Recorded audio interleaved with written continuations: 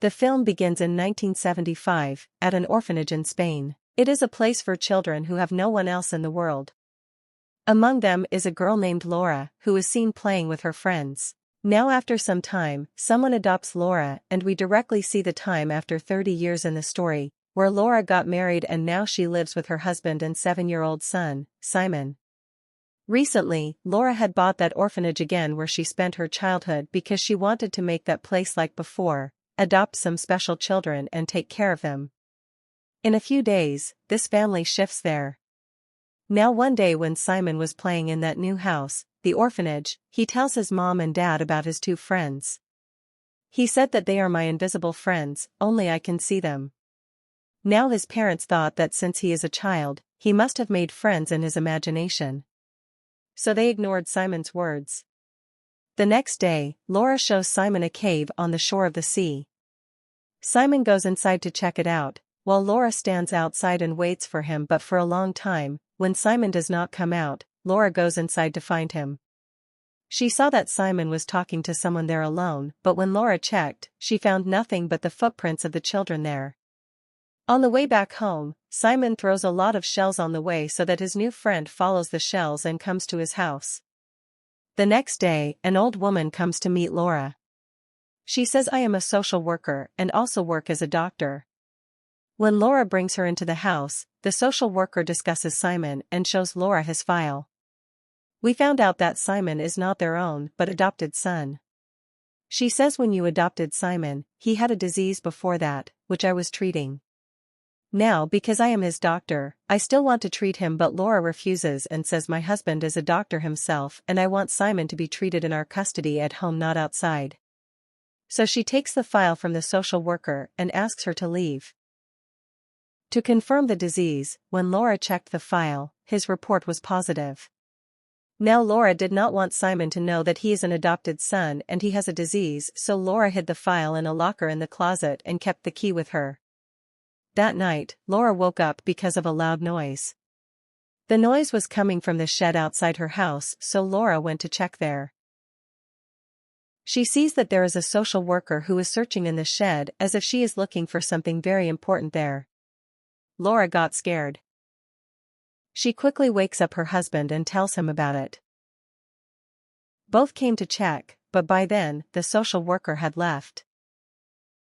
The next morning, when Laura opened the front door, she found shells scattered along the path outside, and these are the same shells that Simon dropped on the way back from cave. Simon tells Laura about his 6 friends, that they are all invisible. Very soon, I will also become like them and then I will always be with them. Laura finds it strange. Then she sees Simon's drawing where he had also made pictures of those 6 invisible friends. One of them was also wearing a mask. All the children had something in their hands. Showing the drawing to Simon, Laura asks what is in their hands. Simon says, "My friends steal other people's things and hide them. Then the owner of the thing has to find his thing with the help of clues. If a person finds their belongings by following clues, they grant a wish for that person in return. This is a game and now I am going to play that game with my friends. Here I have to find my coins, which my friends have hidden somewhere." So now Laura also understands this game and gets ready to support Simon because she felt that Simon is going to play with her. By setting all the clues, she must have hidden her coins somewhere. Now through the clues, she first went to Simon's room, then to the garden, then to another room, then to the kitchen. In the end, Simon finds a key that belongs to the same closet where Laura had hidden his file. When Simon opens the closet with the key, he finds it in the middle of his coin files. Simon was happy to find the coin, but Laura takes the file and starts scolding him. At this, Simon says, "I already know that I am your adopted son. I have a disease and I will die soon." Listen to this, Laura lost her mind. She screams and asks Simon, "Who told you this?" Now Simon says Thomas did, who is his invisible friend wearing a mask. Hearing this, Laura is completely shocked. The next day, a party is held for those special children whom Laura was going to adopt. When she comes to invite Simon to the party, he refuses to go with her by saying that he should go to Thomas's house with me. She refuses, saying, "We can't go, son, there's a party at home," and they argue about it. Now when Simon became very stubborn, Laura slaps him later. She was also sad, but Simon got upset and left. After a while, when Laura looks for him in the house to convince him, he is nowhere to be found. Then she sees a child standing, who was wearing exactly the same dress and mask as Simon had made Thomas in his drawing, by which Laura thinks that this is Thomas. When Laura started removing his mask, the child pushed her and put her in the bathroom. Then when the child closed the door to lock her, Laura's hand came in the middle. She starts suffering in pain. Hearing her voice, her husband immediately came there. He opens the door and takes Laura out. Simon was still nowhere to be found. Everyone started looking for him. Laura searches for him in every room, big and small, but when she realizes he is not at home, she goes to the seaside to look for him. While passing through the middle of the sea, she starts running towards the cave, but before she drowns, at the right time, her husband comes and saves her life. After this, Laura was taken to the hospital and the police tries to find Simon, for which they also went to the cave. Now Laura's husband comes and tells her that the police did not find Simon in the cave. She says, "How can this be? Because I saw him standing outside the cave. That's why I ran." Hearing this, the police doctor standing nearby says this is just Laura's illusion.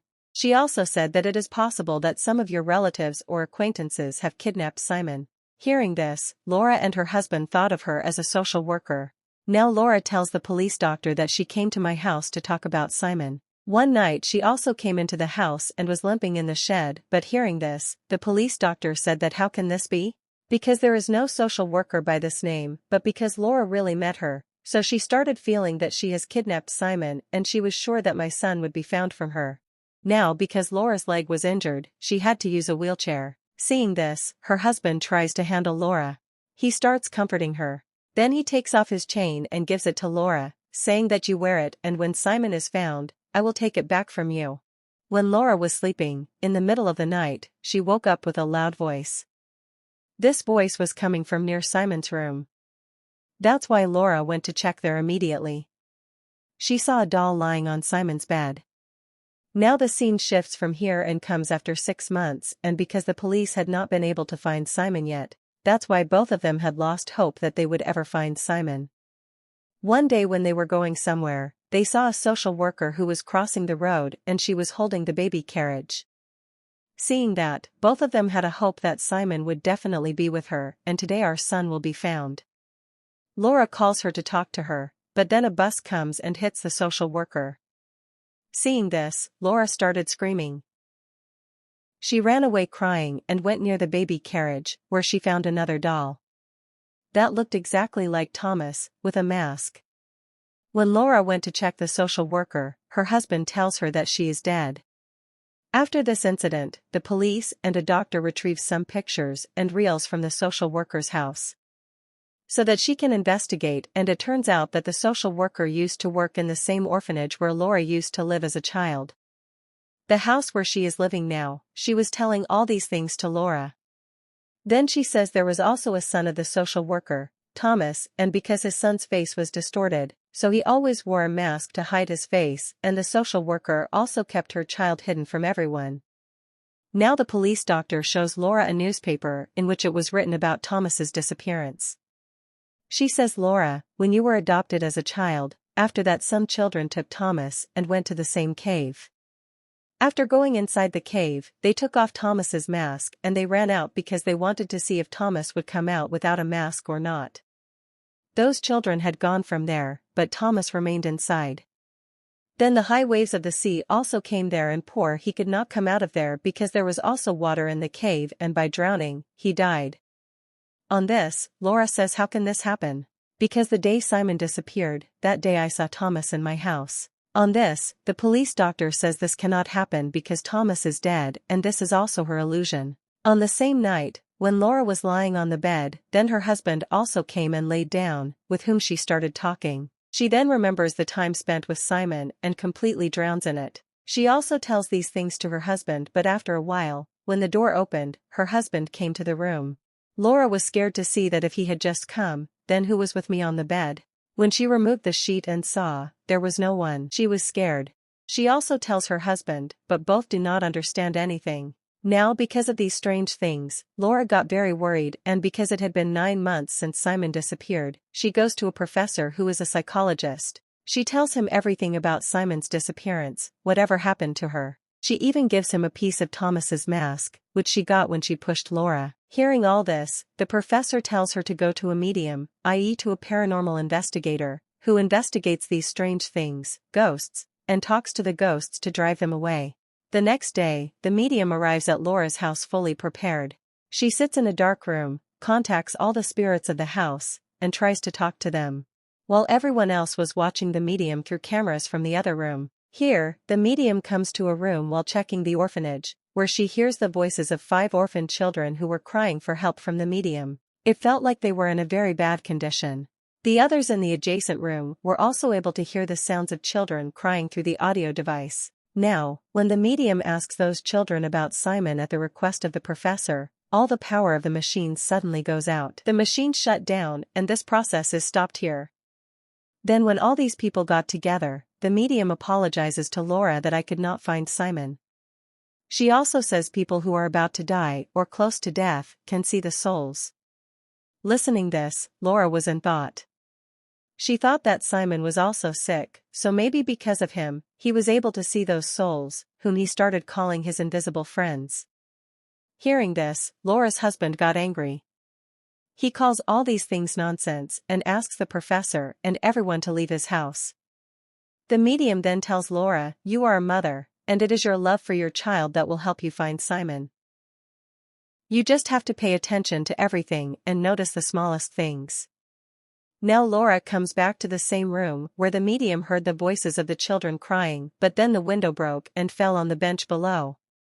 When Laura checked the bench, she found some dolls lying there, along with Simon's picture. It felt like these things were also kept here as clues. Then she remembered about the game. This made Laura realize that the souls were now playing a treasure hunt game with her. Through the clothes, she gets a doorknob. When she checked the whole house, she did not find any door without a knob. Then Laura comes to the shed and checks where she gets the social worker's locket.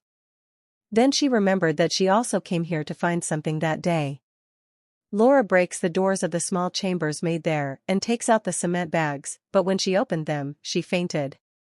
Because 5 of her friends' corpses come out of them with whom Laura used to live in this orphanage. These were the children who went to the cave with Thomas and did all that. Actually, after that day, the social worker wanted to take revenge of her son Thomas's death from those children. She poisoned the food of those children and finally killed them. Then she filled them in these bags and kept them here, and because Laura had opened the orphanage again, the social worker came here to remove these bags so that no one else could know about it. Now Laura tries to explain all this to her husband, but he was not ready to listen, and he talks about leaving this orphanage. On this, Laura asks for 2 days' time and says I will stay here alone. After her husband's departure, she starts changing the setting of the whole house. She had also removed the furniture and kept the old one. She had given a similar look to what this orphanage looked like 3 years ago. Then she wears the uniform of the orphanage worker and keeps food on the dining table and on the chairs. She also sits there with her friends' dolls. She starts calling her friends' souls through the doorknob, but when she doesn't come for a long time, then Laura starts playing a game that she used to play with her friends in this orphanage as a child. As the game is played, the souls of those children come there, but when she asks them about Simon, the children start running away from there to play hide and seek. Looking for one of her friends, Laura comes to a small room where a lot of stuff was lying. After checking this room, Laura sees a secret door there, and this was the door without a knob. As it opened, there was a basement inside. Then Laura comes down and starts checking. She finds a lot of drawings made by Thomas on the wall. This makes it clear that he used to live in this basement. Upon checking the abode, she sees Simon's dead body in Thomas's clothes. Seeing this, Laura gets shocked. She is completely broken. As if she had gone mad, she starts sitting next to him and crying because she remembered something. She starts regretting the mistake she made. Actually, that day, the boy in the mask, whom Laura thought to be Thomas, was Simon. When Laura refused to go to Thomas's house and slapped Simon, he got angry and came to this basement. Everyone was looking for him, but he was in this basement. The mistake Laura made here was that when she came to see this small room, she had no idea that there could be a secret basement here. She ignored this door. By setting big pipes, by mistake, she fell in front of the door of the basement, which blocked the door. Poor Simon could not come out from here, and after returning from the hospital, when Laura heard loud noises in the house, it was not anyone else's, but Simon's, who was trying to come out of the basement, but by mistake, his leg slipped and he fell down the stairs. His neck bone broke and there he died. Now Laura takes Simon's body out of there and brings it to her room. She held Simon in her lap. She takes her last breath after consuming a large number of sleeping pills, meaning she was also killed. After a while, we see Laura in the world of souls where people go after death, in afterlife, where Simon is in her lap. Along with him, there are also the souls of Thomas and the 5 orphaned children. Now that day when Simon had found the coins in the treasure hunt game, he had asked his mother Laura for it. That means after his death, Laura should also die soon and come to him and she can take care of Simon and the other children. Then all the souls of the children come to Laura and she tells stories to those children while playing the role of a mother.